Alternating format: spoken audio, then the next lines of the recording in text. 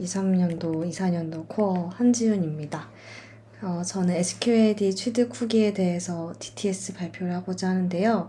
사실 SQL에 대해서는 지난 학기에 윤상영님께서 TTS에서 잘 설명해 주신 바 있습니다. 그렇지만 저 같은 경우에는 SQL에 대한 내용이 아니라 SQL 개발자 자격증에 도전하게 된 계기와 과정을 공유해 보고자 합니다.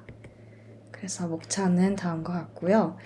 그래서 어쨌든 SQL이라는 것이 무엇인지 다시 한번 복기를 해보자면은 SQL이란 보시는 것처럼 Structured Query Language라고 해서 데이터베이스를 직접적으로 액세스할 수 있는 언어로 데이터를 정의하고 조작하고 그 조작한 결과를 적용하거나 취소할 수 있고 접근 권한을 제어하는 처리들로 구성되어 있는 언어를 의미합니다. 자세한 내용은 팀블로그의 상영님 글을 봐주시면 더 좋을 것 같고요. 그리고 나아가서 제가 말씀드리고자 하는 SQLD란 개요를 설명해 드리자면은 한국데이터산업진흥원에서 주관하고 있는 시험이고요.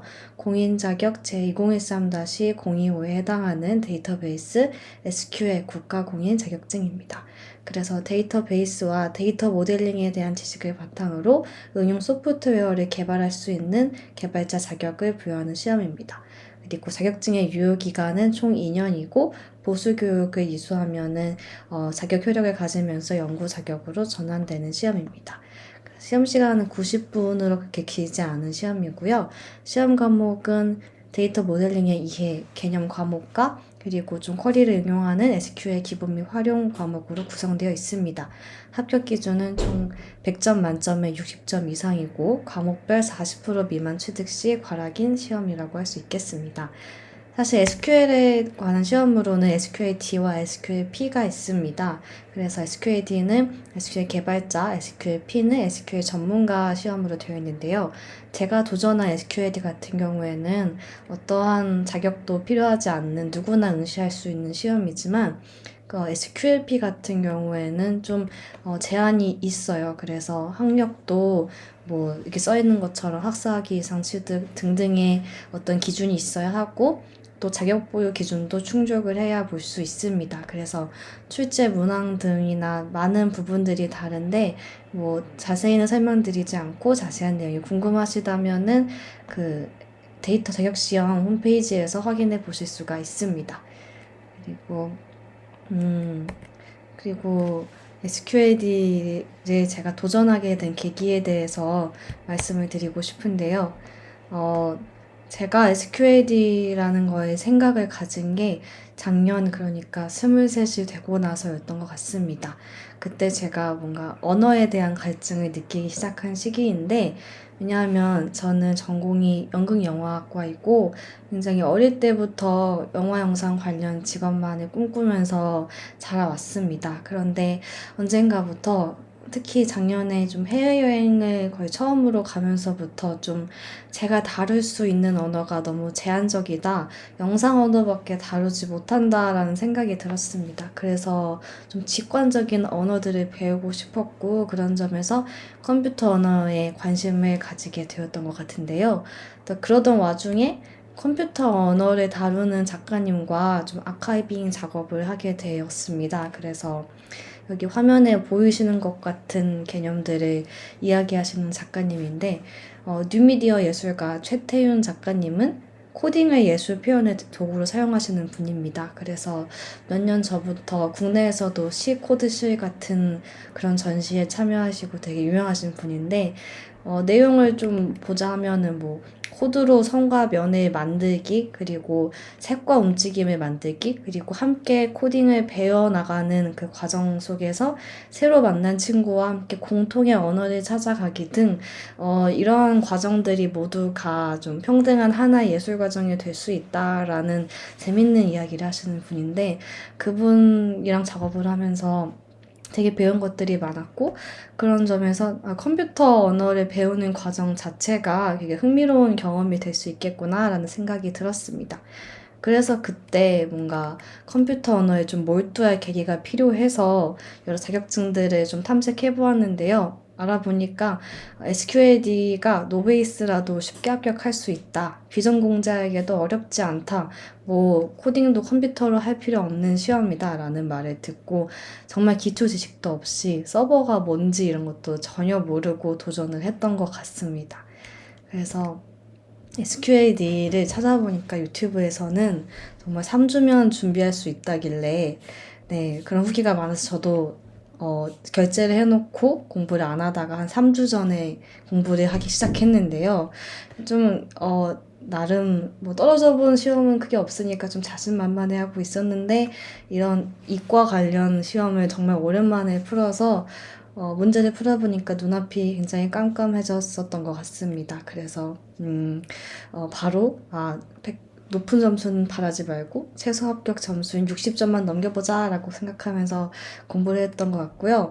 재미는 정말 없었는데 3주 동안 매일 2시간씩 그래도 공부하려고 노력했던 것 같아요. 특히 오른쪽에 보이는 게 IT고 강좌 교환인데 이게 백남에서 IT고 강좌를 지원해주다 보니까 그게 굉장히 많은 도움이 됐던 것 같고요.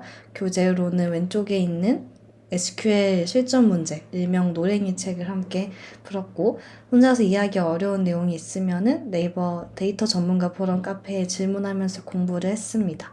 그래서, 1주차에는 강좌 1과목 부분을 수강하고 노션에 저만의 좀 교환을 정리해보고 2주차에는 2과목 강좌를 수강하고 노랭이 책을 풀이하기 시작했고요. 3주차에는 노랭이 책과 더불어서 기출문제 7개년짜리를 한번 풀어보고 노션 교환을 보충했고요.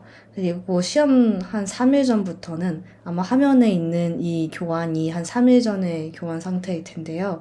유튜브 벼락치기 강의를 좀 수강하면서 노션 교환에서 그래도 확실히 아는 내용은 지워나가는 식으로 공부를 했던 것 같습니다. 그렇지만 시험 전날까지도 기출문제를 풀면은 굉장히 많이 틀리더라고요. 그래서 되게 자신이 없었는데 그렇게 하지만 시험날은 되게 오고야 말았고요. 그래서 저는 좀 자기 합리화를 했던 것 같아요. 뭐 전공도 아닌데 뭐 떨어지면 어때? 라는 자기 합리화를 해보면서 모자장에 들어섰고 네, 어쨌든 간에 시험을 치르고 나왔습니다. 그래서 이제 도전하고서 느낀 점들이 여러 가지가 있는데요. 어쨌든 저는 결과적으로 합격을 했습니다. 보시면 지금 글씨가 잘 보이실지 모르겠지만 딱 턱걸이 점수로 합격을 했어요. 그래서 1과목 개념 부분은 거의 다 맞았는데 2과목 활용 들어가면서부터 거의 절반 가까이 틀렸지만 어쨌든 과락은 면한 점수로 간단한데 합격을 하게 됐는데요. 노력도 뭐 3주 동안 노력을 하긴 했지만 운이 더 좋았던 것 같아서 감사한 마음이었습니다.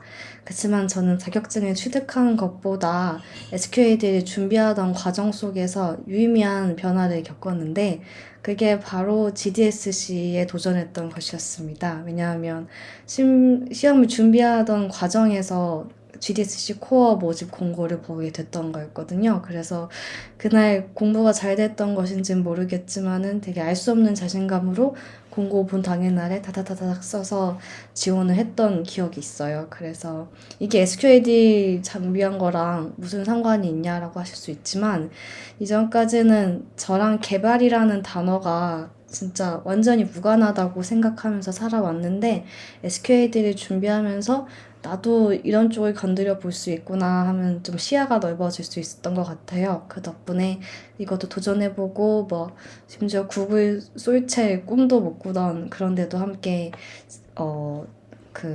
제출을 해보고 유의미한 경험들 할 수 있는 좀 물꼬를 틀어준 시험이 아니었나라고 저는 생각합니다. 그래서 올해 졸업영화 촬영 끝나고 2학기에는 좀 데이터 관련 시험들 좀 쳐보고 싶어서 데이터 분석 준전문가 시험에도 도전해볼 생각으로 일단 책을 사두었습니다. 그리고 발표를 마치면서 좀 공유드리고 싶은 부분이 있었는데 뭐냐면은 그 앞서 말씀드린 최태훈 작가님께서 하신 말씀 중에 되게 제가 좋아하는 부분이 있는데 그 하신 말씀이 예술을 한다는 것은 자신만의 언어를 찾아가는 것이다 라는 말씀을 하신 적이 있어요.